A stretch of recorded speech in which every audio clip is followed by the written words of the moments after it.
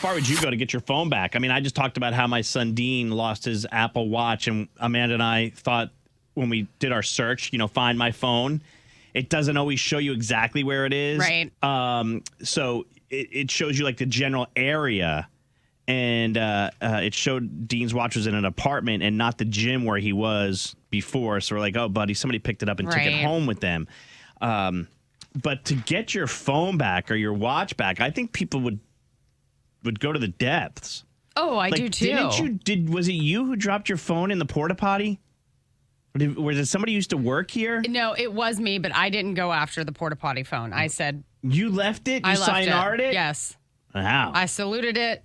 I'll call it in stolen, and we'll do the dang thing. Authorities say a huge boulder was moved with a winch to help get a woman rescued from an unlikely predicament. The woman was wedged between these boulders for several hours after she slipped head first while trying to retrieve her phone in Australia. I was just going to say, I knew it was in Australia, and I literally sent my friend Elena the article, and I said, please tell me this isn't you. Yeah. It's funny. The woman. It's scary, but like the woman's name is Matilda, and if I heard somebody say Matilda, I would think Australia. Really? That's an Australian name to me. I would think like someone from London or the UK. Okay. She initially spent an hour attempting to free. Her friends initially spent an hour trying to free herself when she was hanging upside down before they called an ambulance. The operation to free her involved a whole team of emergency workers. They removed several boulders, but they had to be careful not to wedge her any worse. Mm-hmm. And you're under, like you're moving against time there too, because you can actually pass away if the blood in your body does not circulate properly. Like, I don't know if you remember this, and I can't remember what it was, but they were like, what do they call them?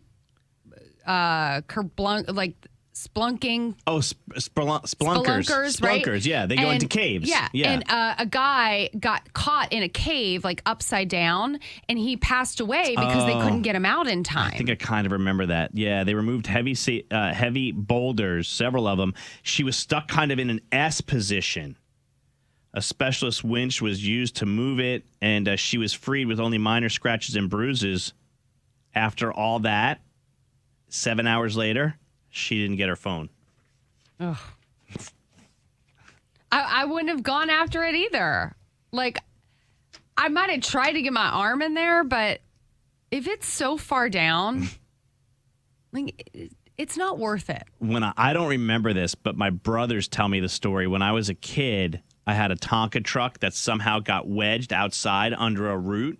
And when I went to get it out, my little kid hand got stuck in the root, and I was screaming and yelling, and my dad and my brothers had to come out and cut the root to free my hand. I was like 2 or 3 years old playing in the backyard, unsupervised, because that's what you did in 1978. I mean, you're in your backyard. My mom was probably inside smoking a cigarette, watching me through the window. I let Jackson play in the side yard. Yeah, I know. And he's a little older. But, at least Jackson's not a wild card who's just going to walk away. Right, or jump off of something, Let's ask you this. How far did you go to get your phone back? What did you do? I have a question. If you leave your phone on the plane, and I know, like, here in Charlotte, American Airlines has a hub, so maybe if you're a flight attendant, you're a pilot, somebody who works for the company, you could tell us. Like, if I got off the plane in Charlotte and then people started getting back on, could I go ask somebody to go get my phone from, like, row 12? Will you guys do that? I don't know. Or would you let me go back on to look for it? I have a really funny story about somebody who had something stolen for them, but I'll tell you in a minute. Someone says, I lost my AirPod Pros in Alabama on a field trip, and I suffered the entire 5-hour trip in silence. It was a blessing in disguise, though, because I hated those AirPod Pros. How far would you go to get your phone back? Or in this case, a PlayStation controller. A PlayStation controller? Yeah, I wish we could talk to this person. They said they're at work and they can't talk to us. They took their PlayStation controller into the toilet with them and dropped it in there after doing their business. Sir or ma'am, why did you have your PlayStation 2 remote in the PlayStation controller in the bathroom with you? Playing on the toilet? some places are set up so you can see the TV from the toilet, Kevin's on with us. Good morning, Kevin. How you doing? So what do you know about phones in the airport? Because that's the question I had. Like, if I left my phone on an airplane, I know safety is so important. Like, they might not let you back on to go get it, right? So everybody needs to know that the airport is two different situations there, because everybody think when you got to go back on a plane and you get in trouble, that's the city. The city will arrest you. The city will? Yeah, the city controls the airport. Okay. Everything in there. So that means you will get locked up for any little thing, when right. people go. So when you try to go back, once you come through those doors, that's it. If you try to step back through the threshold of those doors, you're gone. Okay. And, it's a catch-22 getting something back. If the person is nice, they might go back there and check. Yeah. Yeah, the safest bet, though, is to make sure you remember, don't keep anything in that back seat, that back part. Yeah. People leave their cell phones back there, their wallets, stuff like that. I've even done it, but, since I've worked at the airport, I don't leave anything in the back. I don't leave anything there now because right. There's a 50-50 chance you will not get it back.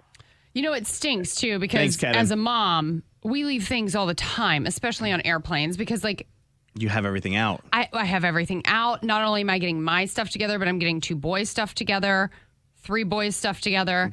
And, once you clean up, it's like you have to double check, triple check. And the kids want to get off the plane so quickly that you're like, yeah, and you feel rushed because your row goes next, your row goes next. Yep. By the way, side note about flying, and then I'm going to put Nicholas up here in a second, who had to pay to get his phone back from somebody. When we landed in Memphis this last weekend for our trip to go for a 24-hour wedding, nobody on the plane stood up. Really? Do you hear what I'm saying? When we landed and got to the gate, no one on the plane stood up. They all stood up when their row came next. No yes. way. And what airline was this? It was a little 22 American Eagle or whatever. Huh. Yeah. How about that? I'm like, are we learning? No, we're not. That just happened to be an anomaly. I was wondering. Hi, Nicholas. What's up, man? Hey, yeah, I just wanted to say that when I used to live in Italy, and when I was in the military, we used to frequent nightclubs a lot on our time off.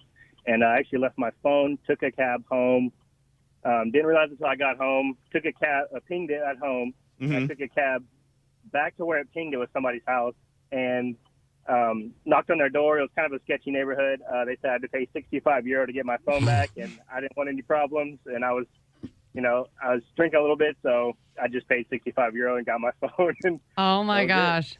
It was a shakedown.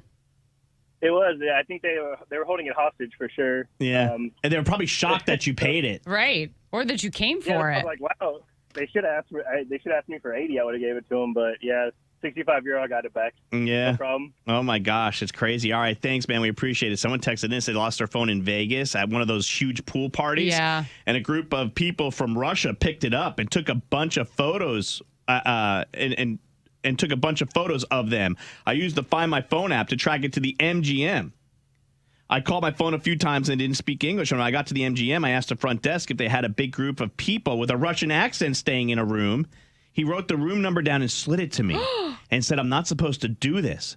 I went up to that room and knocked on the door, and there was my phone. Yes. They gave it back to me. What? They were very nice, and I still have all the photos of them on my phone. Get out of here. Now, I do think it's funny to take somebody's phone, take a bunch of photos, and then put it back. I do think that's funny. I think it's so cool that they still have pictures of those people, I know. too. That's awesome.